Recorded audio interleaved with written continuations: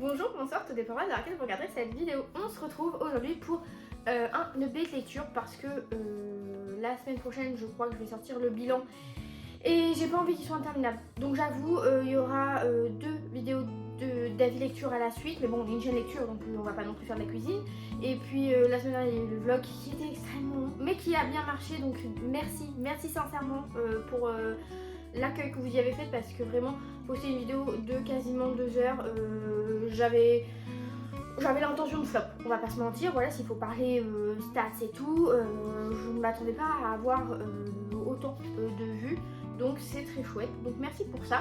J'ai l'air un petit peu en mode costaud parce qu'en fait j'ai un haut à manches chauve-souris, et en fait quand j'ai ma veste, les manches remontent et du coup ça me fait des très grosses épaules, genre Antoine Dupont, mais nous on n'est pas du tout, hein, c'est vraiment que du paraître. Aujourd'hui du coup j'ai décidé d'axer l'update lecture sur les polars et thrillers que j'ai pu lire en ce début mars, enfin, là vous voyez la vidéo le 22, donc pendant le mois de mars, et également j'ajoute des livres avec un peu de mystère, avec un petit peu le côté enquête, un petit peu secret de famille, voilà. Donc c'est des livres qui se rejoignent un peu dans les thématiques, sachant qu'il y en a certains dont j'ai déjà parlé dans mon vlog lecture, donc je vous mettrai dans le petit et dans la barre d'infos. De toute façon vous avez la liste des livres, donc s'il y en a un qui vous intéresse, voilà, n'hésitez pas. Donc aujourd'hui je vais vous parler de 7 livres et je vais commencer par vous parler de Repas de famille de Shari Lapena, qui est sorti, que j'ai aux éditions Pocket, qui est sorti en poche là ce début d'année. Ici on va donc rencontrer la famille Merton.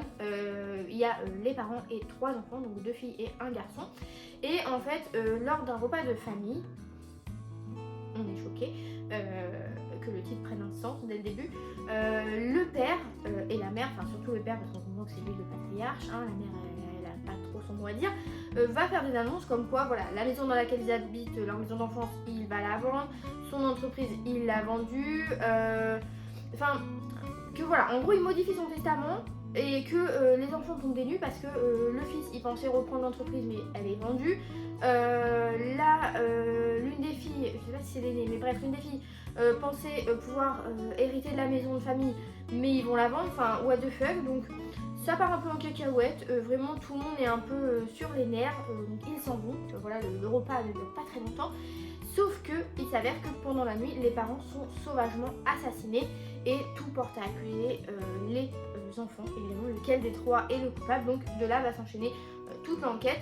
J'ai vraiment apprécié ce que j'ai lu parce que on a vraiment plusieurs points de vue dans le livre au fil du récit. On a le point de vue du côté des enfants et leurs conjoints. On a, bon, pas trop les parents parce que un peu morts quoi. On a le point de vue des forces de l'ordre qui sont sur l'enquête et le point de vue de la femme de ménage. Vraiment vous allez voir dans, je sais pas que dans cette update, mais là depuis que je lis des polars, depuis que j'ai lu la femme de ménage, est-ce que les auteurs ont voulu surfer un petit peu sur la vague, je ne sais pas, mais il faut faire attention aux femmes de ménage parce qu'elles prennent une place maintenant en tant que personnage secondaire très important. Donc écoutez, moi ça me déplaît pas, quand c'est bien fait il n'y a pas de problème. Mais du coup ici, elle va faire un peu des révélations parce qu'elle forcément elle est dans la famille depuis très longtemps, donc elle a vu les enfants grandir et tout, donc elle sait un petit peu leurs secrets et tout. Et voilà, j'ai trouvé ça plutôt très bien ficelé, ça fait bien tourner en bourrique. J'ai trouvé que c'était un policier qui, voilà, c'est pas le policier de l'année, mais j'ai trouvé qu'il faisait très bien son taf. J'aime beaucoup quand les polars de ce genre sont ponctués de révélations sur les personnages et que du coup en fait on se fait des petites hypothèses et il suffit de 2 chapitres pour que ça soit totalement décrédibilisé. Donc ça c'était vraiment très bien, très dynamique, chapitre court et tout, ça se lit super vite, donc je vous recommande. Ensuite, ça c'est un livre que vous pouvez retrouver par exemple dans le vlog lecture de la semaine dernière. J'ai lu La Reine du Noir de Julia Barthes, pareil qui est sorti en poche courant février, où là on est sur un roman noir axé sur les femmes, on peut dire assez féministe parce que quand même voilà, c'est malgré ce qui se passe dans l'histoire, c'est des femmes au caractère fort et chacun sa personnalité, son caractère et tout. Donc ici on va rencontrer Rosa qui est une auteure de romans policiers. Elle a eu un succès fou à une époque et depuis elle a un petit peu ce côté d'auteur qui vit en marge de la société, dans un manoir un peu au bout du pays, très reclus, on n'a pas trop de nouvelles d'elle, juste elle sort un livre et tout machin. Et quand elle fait des apparitions, c'est toujours en grande pompe, enfin il se passe toujours des choses. Et elle va décider d'organiser un séminaire d'écriture pendant 1 mois où elle va inviter 4 jeunes femmes à passer ce temps avec elle pour écrire, on s'en doute. Et il s'avère que les jeunes femmes sélectionnées, parmi elles, au final il y en a 5. Voilà, il y a un petit concours de circonstances. Et parmi elles, il y a notre personnage principal qui est Alex. Et Alex va se retrouver dans la course. Et quand elle va arriver là-bas avec les autres filles, elle va un peu tomber des nues parce que ce séminaire va prendre un petit peu l'allure d'une compétition. Donc je n'en dis pas trop, mais voilà. Et il va se passer des choses un peu étranges. Franchement très très sympa. Jusqu'au bout, surprenant. La fin qui peut paraître ouverte, moi pour une fois m'a convaincue. Alors vous savez que je suis pas hyper fan de ce genre là, enfin de ce procédé là. Pour ce qui est des révélations, alors il y a des choses que j'ai vu venir, mais en fait après c'est surenchéri par 2 autres trucs que j'avais pas vu venir, et du coup bah, c'était vraiment surprenant de bout en bout. Il y a 2-3 choses que j'ai trouvé un petit peu tirées par les cheveux qui étaient peut-être pas forcément nécessaires. Il y a 2-3 scènes de violence qui sont un peu... elles y seraient pas, ça n'aurait pas gâché ma lecture. Pareil, on est vraiment centré sur les femmes. Il y a un personnage masculin important avec de gros guillemets parce qu'il fait une apparition dans un chapitre et puis après on le revoit plus. On est vraiment centré sur notre groupe de femmes parce que les personnes qui aident à la maison de Rosa, ce sont aussi des femmes. Et j'ai bien aimé parce que le côté séminaire d'écriture, comme il fait partie intégrante de l'intrigue, il est vraiment au premier plan. Il est pas, c'est pas en mode le prétexte juste pour les faire venir et après voilà, il se passe des misères. Non, non, c'est vraiment très sympa, c'est très dynamique, très rythmé. J'ai trouvé ça excellent. Pour le coup, voilà, on sait que Rosa c'est une auteure, elle a publié un roman noir quand elle était très jeune qui a fait fureur parce qu'il représentait la femme avec ses libertés, ses affirmations de choix, que ce soit sexuelle, morale, etc. Donc il y a tout un mythe autour de cet auteur et là on creuse vraiment tous les personnages et j'ai trouvé que c'était vraiment un très très bon polar. Donc ça, vraiment foncé. C'était les 2 seuls livres que j'ai en papier pour l'instant parce que voilà, on est pauvres.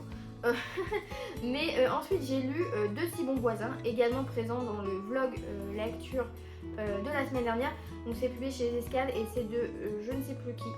Voilà, donc là à partir de maintenant, comme j'ai plus les noms sous les yeux, désolé. Ici on rencontre Nicole et Tom qui est un jeune couple riche parce qu'ils ont gagné une grosse somme d'argent au loto.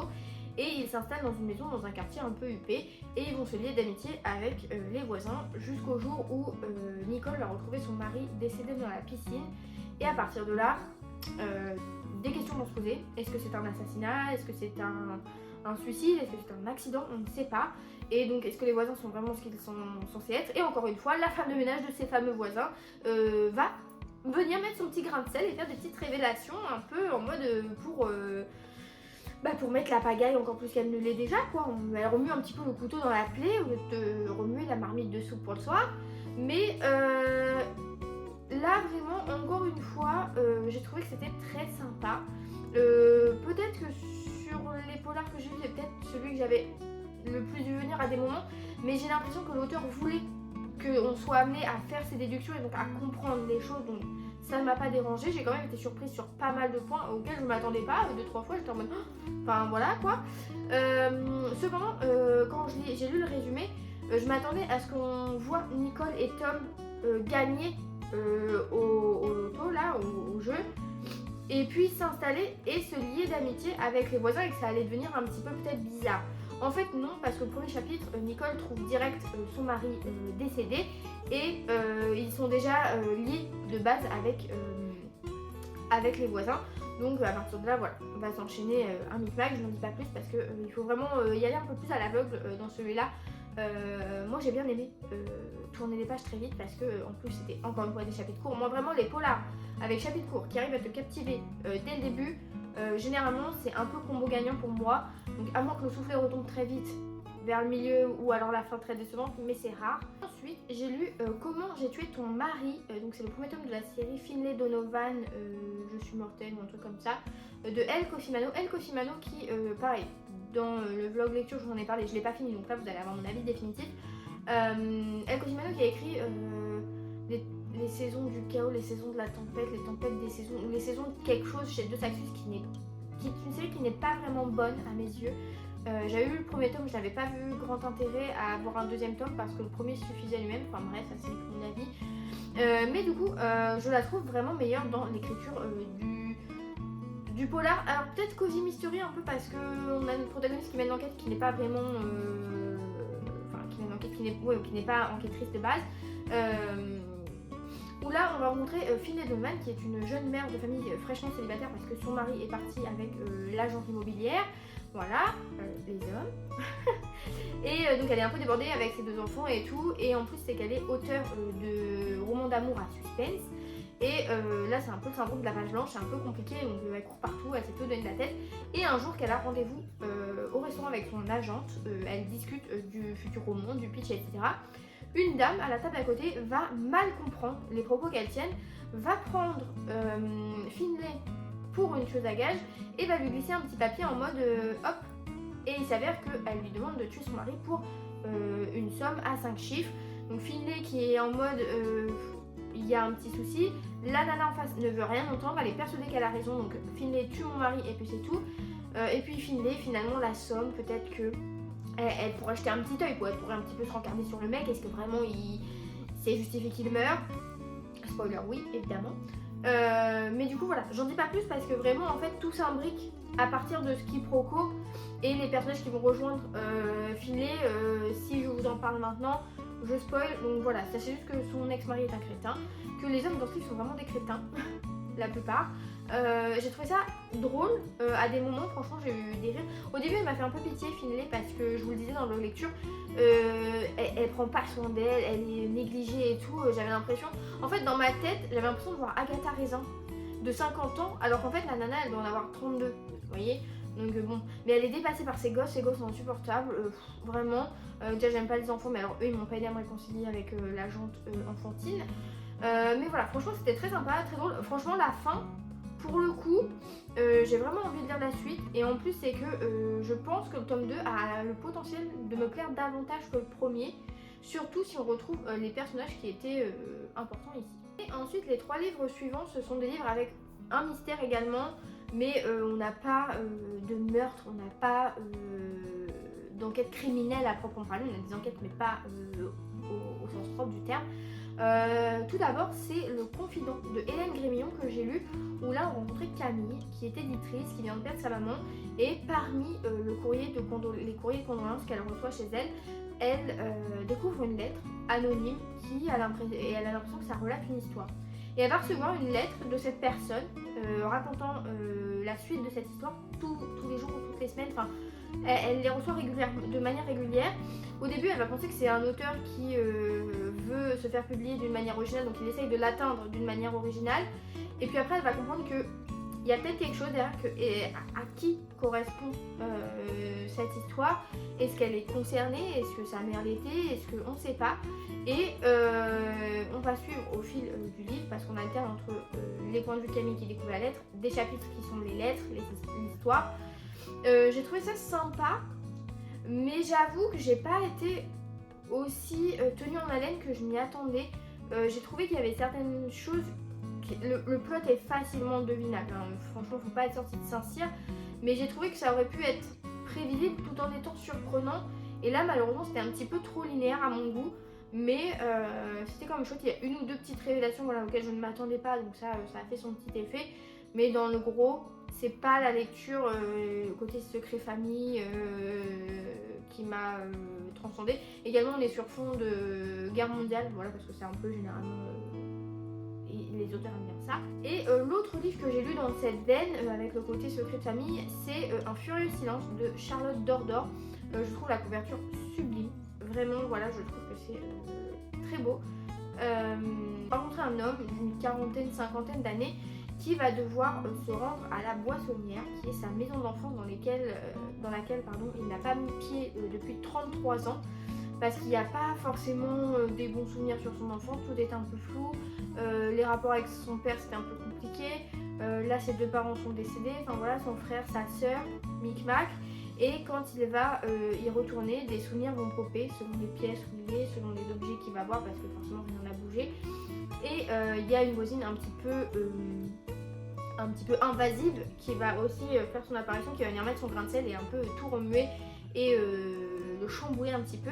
Et pareil, là on va être sur un livre à la double temporalité, on va avoir des chapitres du point de vue de notre personnage principal au présent, et on en a d'autres, c'est pas daté à proprement parler, mais on sait le reconnaître dans les chapitres si on est au passé ou au présent.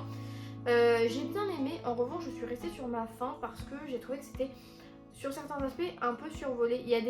En fait j'ai refermé le livre en ayant toujours des questions sans réponse et ça m'a un peu frustrée parce que ça concernait des personnages importants et des situations importantes. Donc ça venait pas rehausser et aligner avec les choses que j'avais pu deviner. Donc après je dis pas, je lis pas mal de livres dans ce genre, donc à un moment les codes on les reconnaît, c'est comme dans les polars. Mais j'avoue que j'ai trouvé que les deux livres, que ce soit le Confident ou celui-là, étaient peut-être un peu courts, entre guillemets, pour le potentiel du sujet que ça voulait exploiter. Donc voilà, c'était sympa. Si vous n'êtes pas friand forcément de ce genre et que vous voulez un truc un peu divertissant, les deux dont je vous ai parlé sont agréables. C'est pas voilà, une saga familiale qui s'étale sur des tomes et des tomes. Vous passerez quand même un beau moment, je vous les recommande. Mais c'est pas ceux qui m'ont le plus marqué dans ce genre. Et le dernier livre dont je veux vous parler, c'est un livre dont je n'avais pas connaissance. C'est un livre que j'ai vu en une des vidéos de Oriane, donc Misère Pourpre, qu'elle a adoré. Je vous mettrai dans le petit sa chaîne ou sa vidéo si je le retrouve laquelle c'est. Où là on rencontre, je crois que c'est Daniel son prénom. Parce qu'en fait j'ai tellement lu de livres avec des protagonistes masculins que je me perds entre les Franklin, les Daniel, les Paul, les machins, les trucs. Donc on va dire qu'il s'appelle Daniel. Ce jeune garçon vit avec son papa qui est libraire et un jour son papa l'emmène dans ce qu'il appelle le cimetière des livres oubliés et il dit à son fils tu peux choisir un livre, à partir de ce moment là il sera à toi, tu devras le protéger coûte que coûte, découvrir son histoire, l'apprécier etc. Mais ne jamais révéler aux gens où tu l'as trouvé et l'existence du cimetière des livres oubliés. Bon, c'est un garçon, il n'a pas tout respecté, hein. Mais du coup il va prendre un livre qui s'appelle L'ombre du vent de Julian Carras. Il va rentrer chez lui, il va lire cette histoire et il va tomber en adoration devant le récit qui recèle un mystère parce que voilà, qu'est devenu l'auteur, ce qu'il écrit, à quoi ça correspond par rapport à sa vie, sachant que les livres de cet auteur n'existent quasiment plus, ils sont quasiment introuvables, qu'il y a une personne qui va aborder notre personnage principal pour lui demander de lui vendre à prix d'or ce livre, pour qui, pour qu'est-ce qu'on sait pas, surtout que le mec il a une dégaine un peu chelou. Et puis du coup on va suivre voilà, Daniel à travers le temps qui va rencontrer des personnages qui vont le renseigner ou le désinformer, qui vont vouloir s'en prendre à lui, à ses proches. J'ai trouvé que c'était une fresque familiale incroyable.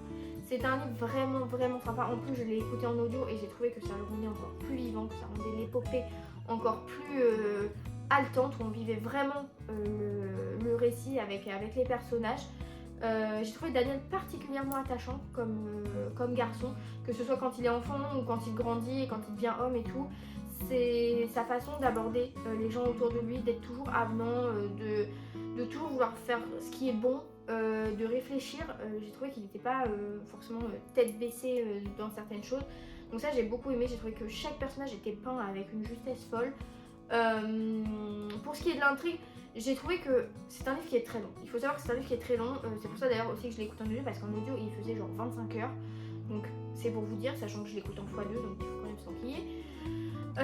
J'ai trouvé que parfois, voilà, il y avait quelques petites longueurs. Après voilà, ça faisait partie du corps du récit, donc c'est comme ça. Mais c'est vrai que quand on avait des parties hyper haletantes, quand ça redevenait un peu calme, genre vas-y respire, moi j'avais pas envie de respirer, je voulais que ça continue, je voulais qu'on aille, allez c'est parti, on y va, on perce le mystère. Et j'ai trouvé que c'était vraiment très bien maîtrisé. J'ai pas relevé d'incohérence particulière parce que dans un livre gros comme ça, avec autant de détails qui mêlent une histoire écrite, l'histoire d'un personnage puis de d'autres personnages et puis que c'est une histoire globale, ça peut vite partir en fouillis. Mais là ce n'était pas le cas. Et j'ai vraiment beaucoup aimé la fin. J'ai trouvé ça très chouette, j'en aurais voulu plus. Et c'est là que j'en viens à dire, je ne sais pas s'il y a réellement une suite parce que ce livre-là, donc comme vous le voyez sur la couverture, il s'appelle L'ombre du vent et c'est marqué Le cimetière des livres oubliés, livre 1. Donc est-ce qu'il y a réellement une suite? Je me suis pas penchée, j'avoue, j'ai pas fait de recherche sur le coup pour l'instant encore. Mais est-ce qu'il y a une suite directe? Est-ce qu'il y a on va reprendre le lieu du cimetière des livres oubliés et puis on va avoir un autre personnage qu'on n'a pas du tout vu, ou alors est-ce que ce sera un personnage qu'on a déjà vu? Je ne sais pas. Est-ce qu'on aura un lien? Je ne sais pas. Mais je suis très curieuse de voir, enfin du coup de fouiner pour trouver réponse à la question. Mais c'était vraiment, ouais, c'était un bon, pour moi c'est à la fois un roman de quête initiatique, voilà, de quête d'identité, de mystère, et à la fois un roman d'aventure parce que on est à Barcelone, mais on voyage avec Daniel dans d'autres endroits et j'ai trouvé ça vraiment sympa. En plus, je lis peu de livres qui se passent en Espagne, donc écoutez, ma foi, c'était plutôt agréable. C'est donc les 7 livres que je voulais vous présenter aujourd'hui. Donc voilà, si vous êtes amateur de polar, thriller et de mystère, c'est pour vous. Si vous êtes juste amateur de mystère ou de secret familial, il y en a certains qui sont pour vous parmi les 7. N'hésitez pas du coup à aller voir le vlog lecture pour certains des livres. Je vous mettrai quand je liste les livres dans la barre d'infos, entre parenthèses ceux qui sont dans le vlog lecture. Et puis écoutez, comme ça, déjà avec le vlog lecture, plus cette vidéo, la semaine prochaine, je pense que le bilan devrait être un petit peu plus léger que 1h05. Voilà, hein, parce que ça commence à faire beaucoup. Et puis je sais pas en plus combien je vais lire de livres encore. À l'heure où je tourne, j'ai lu 18 livres. Là je vous en ai présenté 7, je vous en ai présenté d'autres dans le vlog lecture. Donc normalement, niveau durée, on devrait arriver sur quelque chose de raisonnable. Parce que j'avais une autre idée de concept mais j'ai pas eu le temps de l'exploiter, je pense qu'elle arrivera courant avril. Donc écoutez, j'espère que ces petits updates vous ont donné envie de découvrir certains de ces livres. Franchement, pour le coup, vous savez que je suis un petit peu tatillonne sur le polar, donc si je vous en recommande un, c'est que vraiment il m'a fait de l'effet. Donc vous pouvez y aller un petit peu, tête baissée, les yeux fermés. En plus, la plupart de ceux dont je vous ai parlé sont en poche, donc un peu sympa. Comme ça, même si on a une déception, on l'a qu'à moitié prix. Après, vous pouvez venir vous en prendre un mois pour l'autre moitié du prix. Mais du coup, j'espère vous que de votre côté, vous faites de belles lectures. En tout cas, je vous en souhaite et je vous dis à la prochaine. Salut!